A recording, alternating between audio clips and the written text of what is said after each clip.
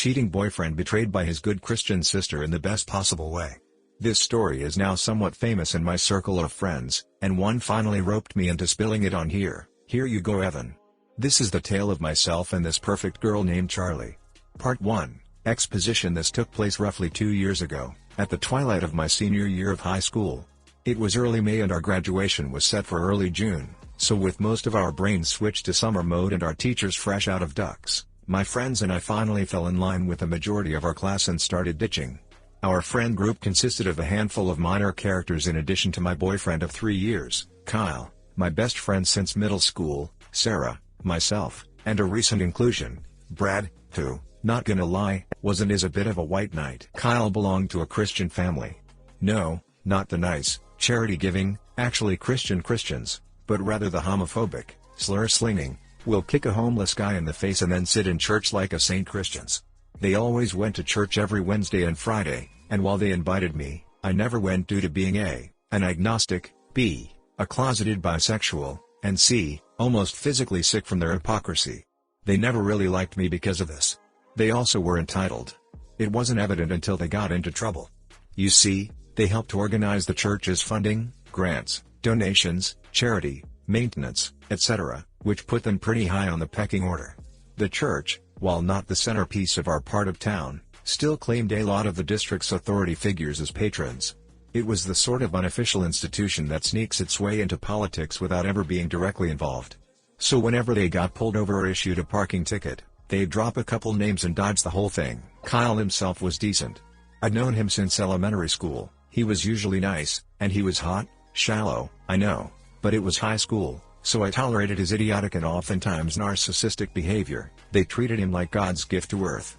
But it was his sister, Charlie, who redeemed the whole family. She was a year younger than Kyle and I, and was the only genuine Christian in the group. However, she also had an impish streak in her that led to some fun hijinks. You could always tell she'd had a devilish epiphany with this little half-smile she'd make. We'd often hang out and she was a blast to be around. We were very close, and she often confided in me about stuff she couldn't tell her family. To me, a great friend. To them, the perfect little Christian daughter. Sarah was a really good friend who had helped me through the peaceful deletion of my mom. I wasn't diagnosed with sadness or anything major, but I loved my mama to pieces and it shattered me. Her and Kyle were always there for me and she was the one who pushed me to ask him out.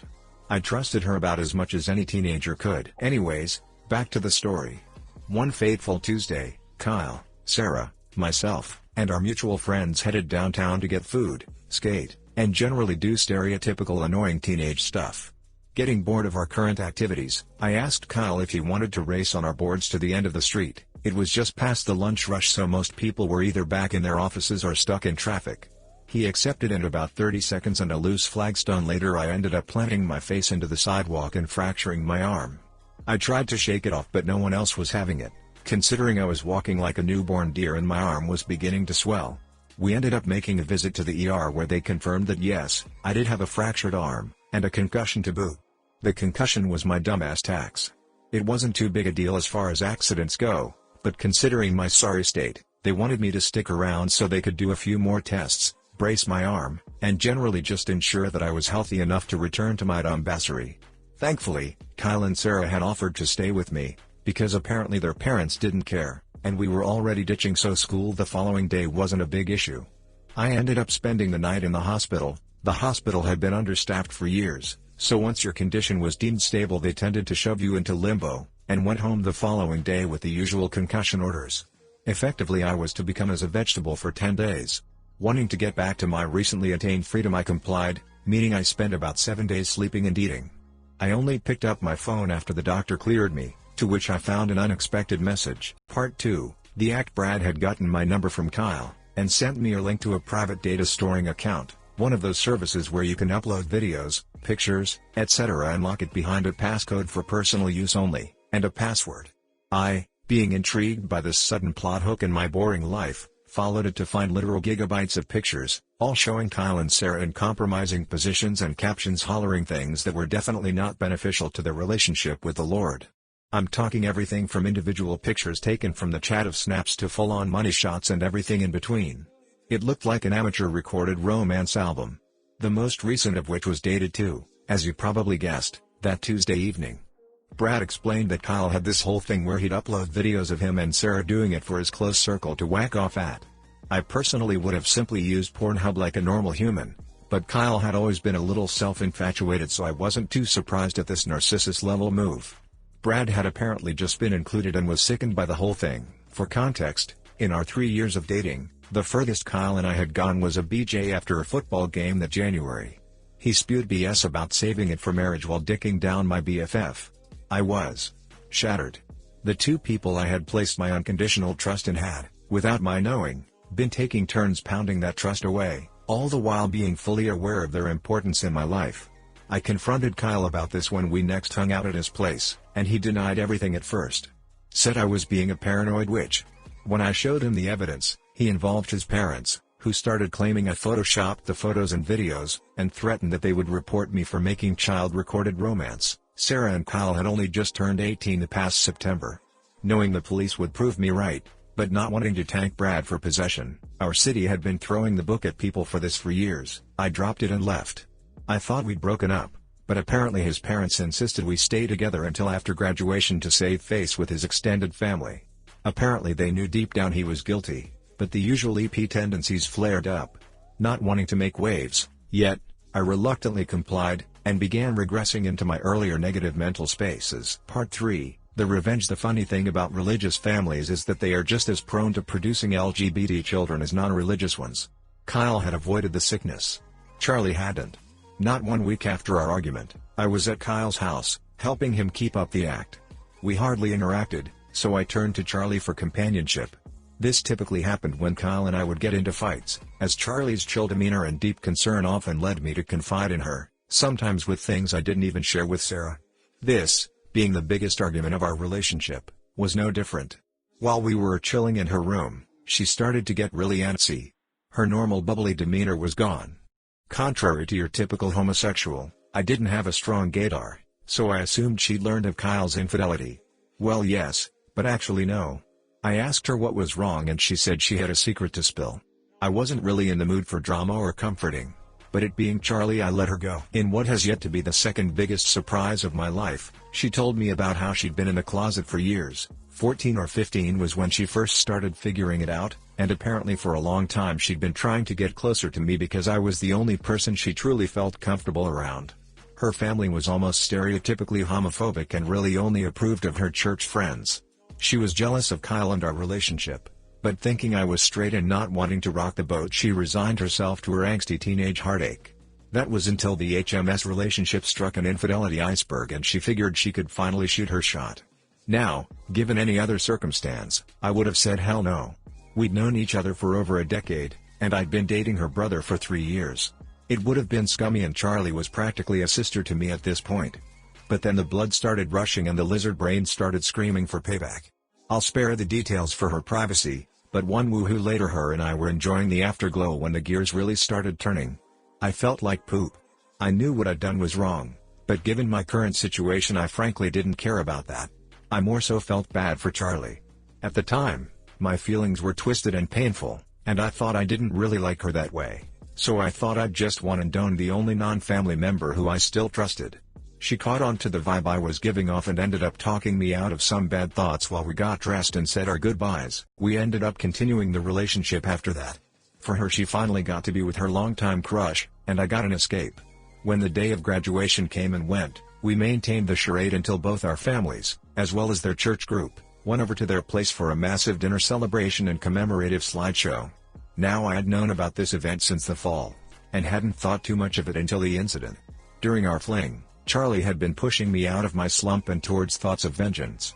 Apparently, her parents had been spreading rumors to their church group that I had been cheating on Kyle, and they were saying that after the dinner he was going to dump me. In front of an entire crowd that included my family. I didn't really care about myself, but my dad had gotten a lot of flack for remarrying after mom was peacefully deleted. Some of it even came from me, but having the perspective of age and distance I got over it. I was not about to have him publicly embarrassed by some shitheads who thought they blessed the ground they walked on. Before it was just petty high school drama. But this was no joke. My dad worked for the district rep's office. The district rep grew up at that church. It was part of his one of the people persona. A few choice words: my dad's job would be history. Guess Kyle's parents in their malignancy never thought that part through. Or maybe they did and I'm giving them too much credit. Either way, this was now personal. So Charlie, being her impish self, began scheming. She was loved by the church group, so it was easy for her to get the role of prepping the slideshow. She even gave a whole speech about how she couldn't wait to finally give her brother and his friends the recognition they deserved. She then began compiling the videos and photos from the Circle Jerk account Kyle had made, dumbass hadn't changed the password, alongside screenshots of their conversations in a group chat they had. She got those by borrowing his phone, making a call and sending the screenshots to her phone before deleting them from the message history, and integrated them into a slideshow. It was structured so that a slide would pop up with a bunch of pictures of the boy in question alongside their favorite Bible. Then the next few slides would include the screenshots of their respective conversations and whatever pictures they had listed as their favorites, censored and from after they had turned 18 for obvious reasons. Altogether this slideshow took Charlie days to compile, but not once did she complain or ask for a break. She was on a mission, and alongside being hot in its weird way, it was also shifting my perspective on her relationship. So the night comes and we're all sitting around the table, making small talk and putting on our best fake smiles. Several church families are giving me smug "you're gonna get what's coming to you" looks, but I shrugged them off and stuck with my family for most of night. Charlie and I avoided each other to ensure no one got suspicious. Finally, the moment of truth came. Everyone was called into the backyard where they had rows of chairs set up in front of a massive projector. Charlie portrayed her best innocent little sister act before starting the soundtrack. The slides began to roll, and people began to gasp and yell in tune to "Good Old Days" by Macklemore. Seeing the looks on Kyle and his family's faces as they realized what was happening was priceless. In turn, each boy was brought on screen and put on blast, and each time everyone was too busy recovering from the whiplash to stop it. The few that did tried to grab Charlie's laptop, but she quickly scooped it up and ran into the house, locking herself in a bathroom. The projector was wireless. No one thought to turn off the projector. Idiots. Finally, after almost 5 minutes of Bible quotes and pictures, the boy of the hour was put on screen. His quote, Hebrews 13:4, "Give honor to marriage, and remain faithful to one another in marriage. God will surely judge people who are immoral and those who commit adultery." It was intended to create the setup for my humiliation. Oh, how the turntables! A handful of videos played showing his 18+ exploits, alongside screenshots of the rows of content he had made, with text dating back to the summer of 2017 implying the length of his fling. It hurt to watch, but I found my solace in the sweet nectar of vengeance laid before my eyes. Finally came the last slide, a blank white page with a single audio file link. Even I was confused at this part, seeing his audio wasn't included in our plans. Charlie crept back outside and clicked play, and Kyle's parents' voices came screaming through the speakers.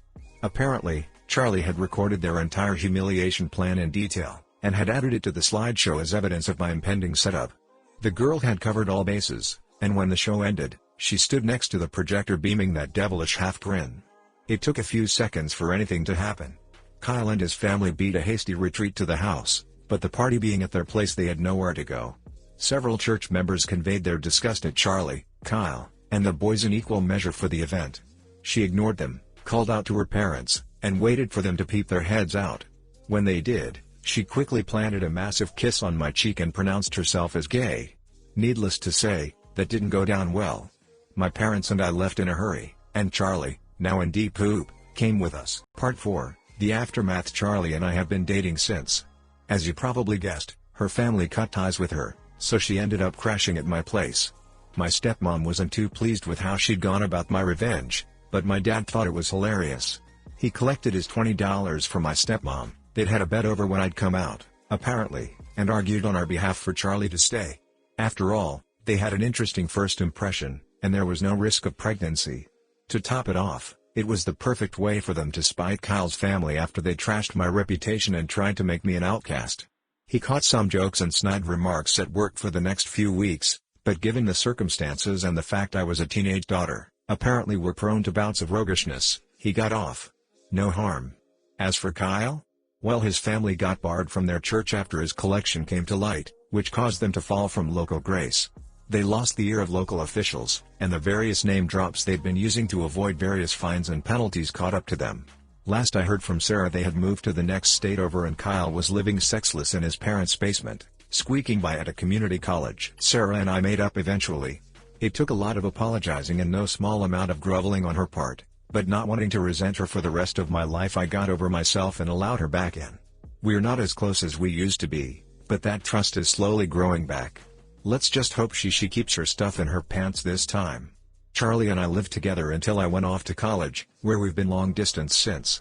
She managed to get into a school 2 hours away, so we often spend weekends at each other's dorms or somewhere in between, doing our typical hedonistic thing. It's taken me some time to fully recover. As cathartic as our revenge felt, it did little to truly bring me solace. Despite the implications of this story, I had a really deep connection with Kyle, and while it's easy to write off as teenage drama, it still scarred me. My family and Charlie have helped me rebuild. Our relationship may have begun unconventionally, and could certainly be classifiable as trashy, but we don't care. We're happy, and I have a girl who's gone above and beyond for me. Not everyone can say that.